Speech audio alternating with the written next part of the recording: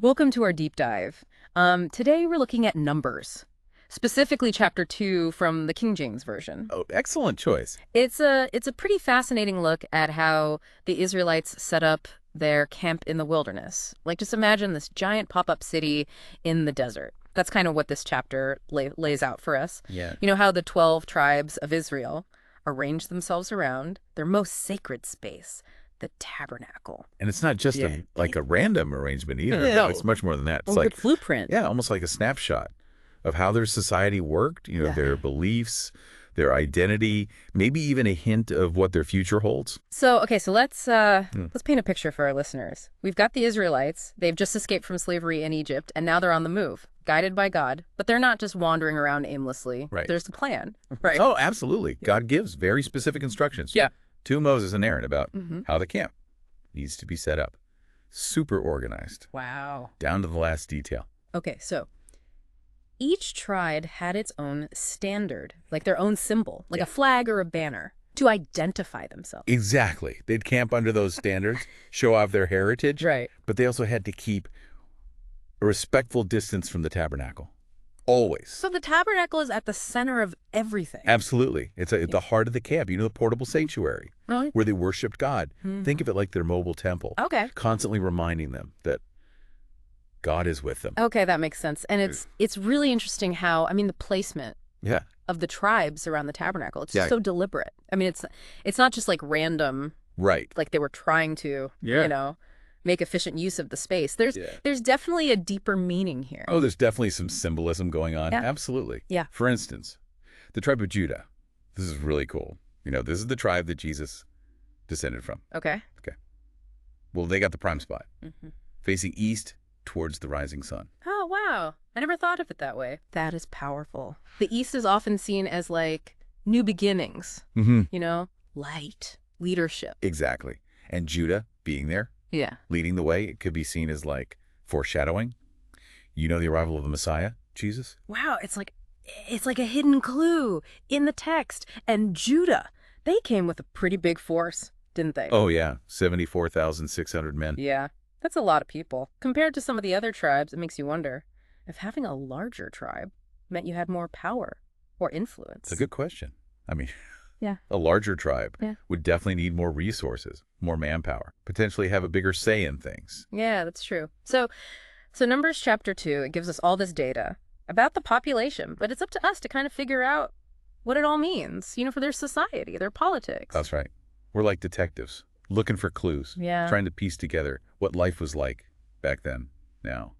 Camping with Judah in the east. We've got the tribes of Issachar and Zebulun, each with their own leaders and their own groups of people.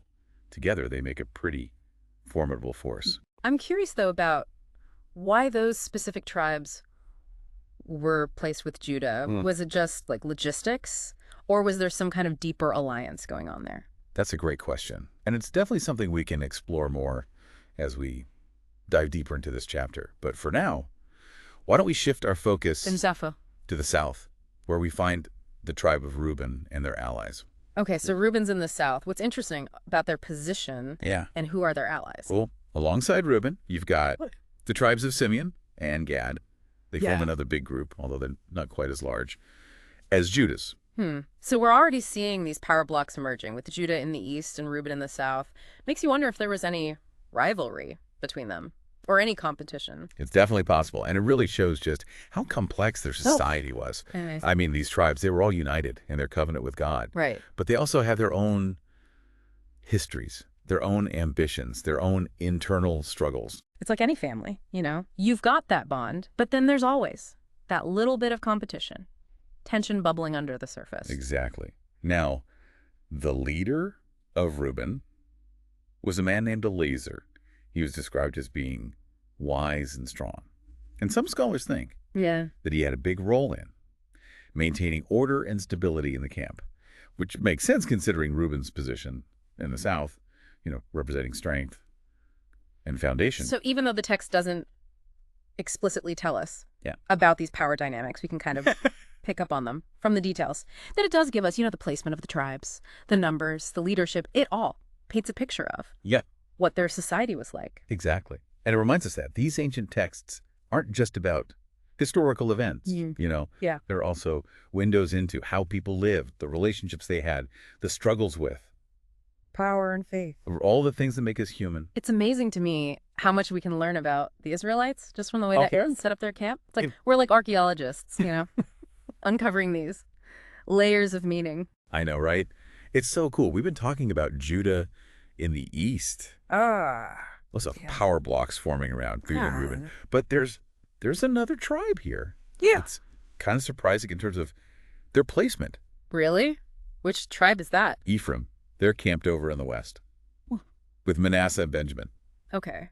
What's so surprising about that? Well, remember, Ephraim wasn't the biggest tribe. Right?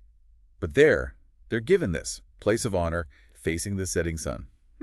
Yeah, you're right. And the West is often associated with prosperity, abundance, the promise of a new day. Exactly. Even though they weren't. The most numerous, Ephraim, held a special place within the Israelite community. Oh, right, because of that special blessing that Jacob gave to Ephraim. You know, the double portion. It's almost like being in the West is a visual reminder of that. It is. It totally is. And think about this. Their combined forces with Manasseh and Benjamin, they had over 100,000 men.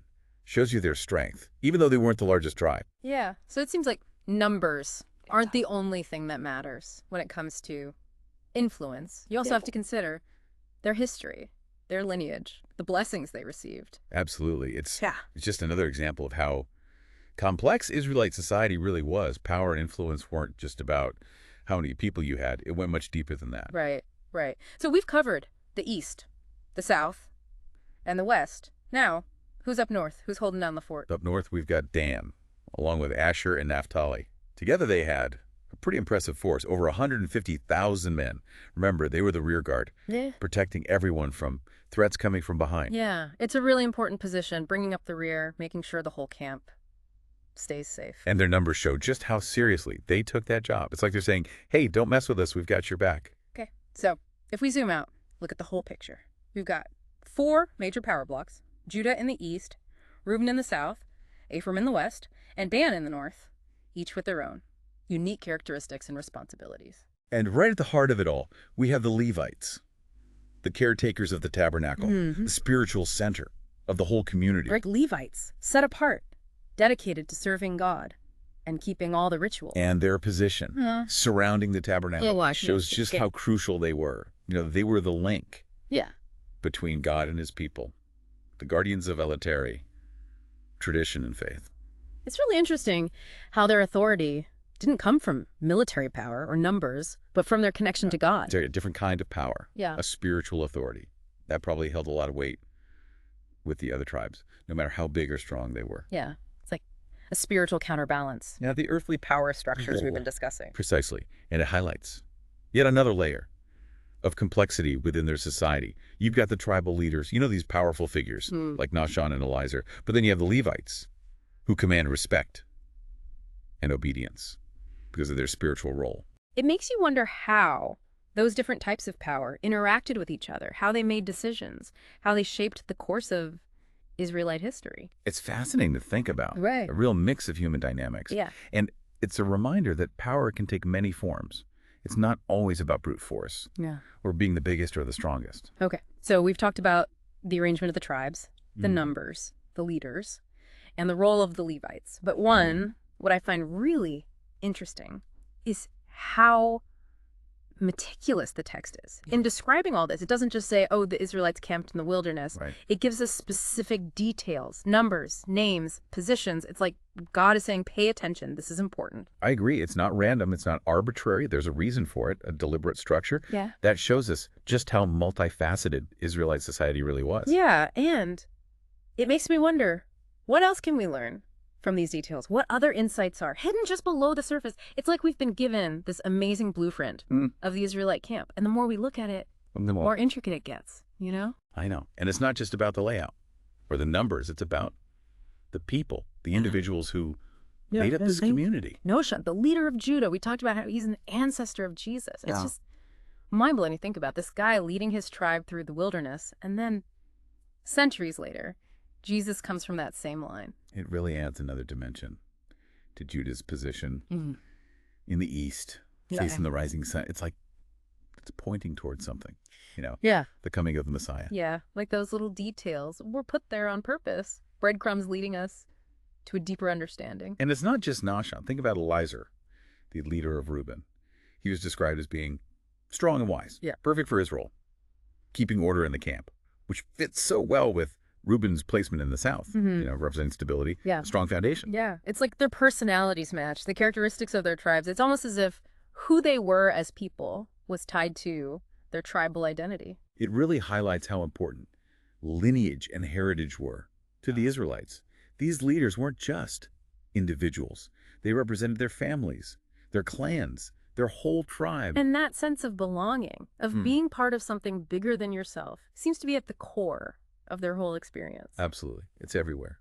From their tribal structure to their covenant with God. But even with that strong sense of unity, there were still those family dynamics, rivalries, power struggles. We talked about how the size of a tribe might have meant they had more influence, like Judah with their large numbers. Right. And those dynamics weren't always peaceful either. Things changed over time. Look at the story of Joseph and his brothers, the rivalry between Ephraim and Manasseh. Those tensions lasted for generations, affecting how the tribes interacted with each other. It's like history isn't just dates and facts. It's a story full of drama and conflict and unexpected twists and turns. And those twists and turns, they teach us so much about human nature, the desire for power, the search for meaning and belonging. Yeah. It's like peeling back the layers of an onion.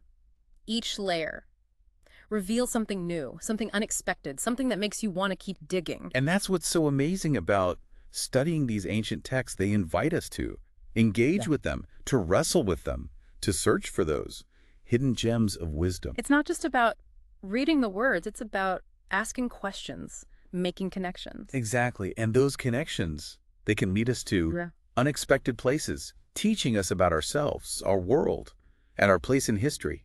It's funny how we started with what seemed like a simple description of a camp, and now we're talking about human history, theology, even our own personal journeys. It's been quite the journey, and I hope this deep dive has made you curious to explore these texts even more and find your own insights. Me too, and to our listeners, we encourage you to keep digging, keep asking questions, keep looking for those connections. Who knows what amazing discoveries you might find. Until next time. Happy exploring.